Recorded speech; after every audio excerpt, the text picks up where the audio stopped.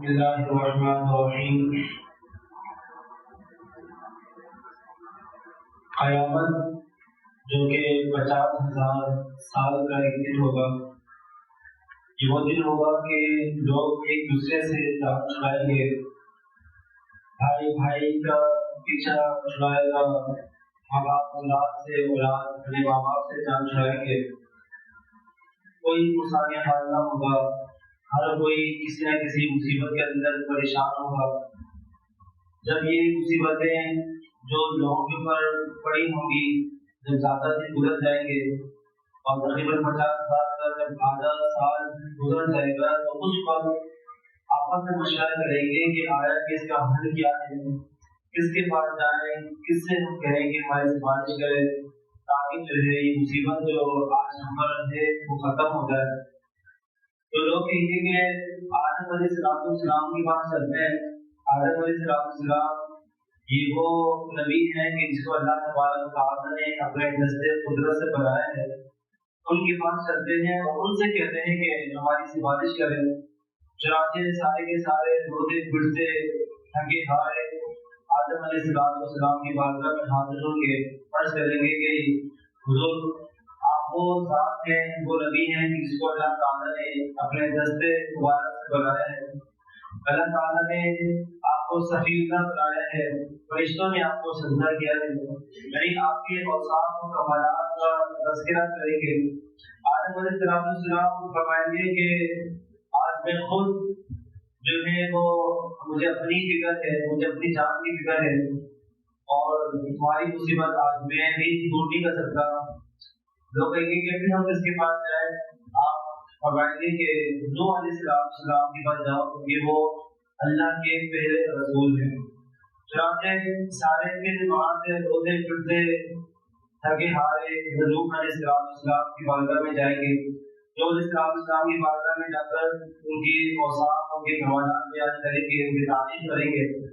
نوح علیہ السلام بھی یہی جملہ کہیں گے کہ آج میں بھی تمہارے لیے کچھ نہیں کر سکتا، مجھے خود اپنی جان کی پڑی ہے، لہٰذا تم حضرت ابراہیم علیہ السلام کے پاس جاؤ کیونکہ وہ اللہ تبارک و تعالیٰ کے خلیل ہیں۔ چنانچہ پھر وہاں سے جو ہے تمام لوگ حضرت ابراہیم علیہ السلام کی بارگاہ میں حاضر ہوں گے۔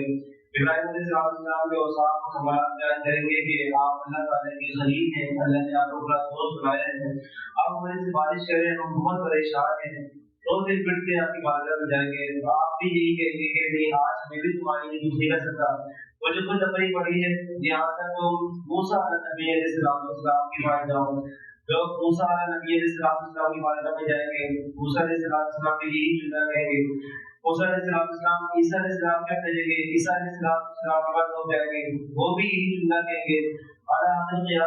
سب جگہ سے ہوتے ہوئے عیسیٰ علیہ السلام کا کہیں گے کہ تم آج وہاں جاؤ کہ جو آج بہت زیادہ مطمئن ہے، آج ان کے پاس جاؤ جو بہت زیادہ بے خوف ہے، جسے کوئی خطرہ نہیں ہے۔ لوگ کہاں جائیں، عیسیٰ علیہ السلام فرمائیں گے کہ تم آج وہاں جاؤ جو خاتم النبیین ہے، جو اللہ تبارک و تعالیٰ کا پیارا رسول ہے، جو تمام اولاد آدم کا سردار ہے، جو اس کے پاس جاؤ وہ آج تمہاری سفارش کریں گے۔ جہاں کے سارے روتے پھرتے تھکے ہارے جو ہے پھر آقا علیہ السلام کی بارگاہ میں جائیں گے اور پھر عرض کریں گے کہ حضور ہم بہت پریشان ہیں، مصیبت کے شکار ہیں، ہم عذاب میں گرفتار ہیں، کچھ ہماری لیے کرم فرمائیے، ہماری کون سفارش کرے گا؟ آپ علیہ السلام کہیں گے ہاں میں ہی ہوں، آج میں تمہاری سفارش کروں گا۔ یہ کہہ کر اللہ کی بارگاہ میں سجدہ ریز ہو جائیں گے اور سجدہ کریں گے تو اللہ تبارک و تعالیٰ آقا علیہ السلام کو فرمائے گا کہ اے نبیوں کے سردار اپنا سر اٹھائیے، کہیے آج تمہاری سنی جائے گی، سفارش کرے، جس کی سفارش کرنی ہے تمہاری سفارش قبول کی جائے گی، تمہاری اطاعت کی جائے گی۔ اور پھر اس کے بعد آقا علیہ السلام سب کی سفارش کرنا شروع کر دیں گے۔ یہاں سے روایت میں آتا ہے کہ جس کے دل میں رائے کے دانے کے برابر بھی ایمان ہوگا، آقا علیہ السلام اس کی بھی سفارش کر کے جہنم سے نکال کر اسے بھی جنت میں نکل جائے گا۔ اور یہاں سے روایت ہے جس سے جو ایمان لایا ہوگا، کلمہ پڑھا ہوگا اور اس نے کوئی نیک عمل نہیں کیا، تو آقا علیہ السلام جو کہ وہ کلمہ گو تھا، مسلمان تھا، اس کی بھی سفارش کر کے اللہ وہ اس کو بھی جنت میں لے کے چلے جائیں گے. تو یہ پورا ایک سلسلہ ہوگا یہاں تک کہ ایک ایک کر کے آقا علیہ السلام سب کی سفارش کر کے اللہ کی بارگاہ میں جہنم سے نکال کر انہیں جنت کی طرف جو ہے وہ لے کر جائیں گے. یاد رکھیے گا کہ قیامت قائم ہونے کے بعد حساب کا معاملہ یہ حق ہے، حساب و کتاب بھی ہوگا، لوگوں کے اعمال تولے جائیں گے، اس کے مطابق سب کے جو ہے معاملات میں جو کیے جا رہے ہوں گے. لہٰذا اگر کوئی شخص انکار کرتا ہے حساب کا، کہتے نہیں کوئی حساب کتاب نہیں ہوگا، لہٰذا ایسا شخص کافر ہوگا جو حساب کا منکر ہے. محض اللہ تبارک و تعالیٰ چاہے تو ایک ایک چیز کا حساب کتاب دینا شروع کر دے، چاہے تو اللہ تبارک و تعالیٰ اپنے رحمت سے سب کو معاف فرما دے.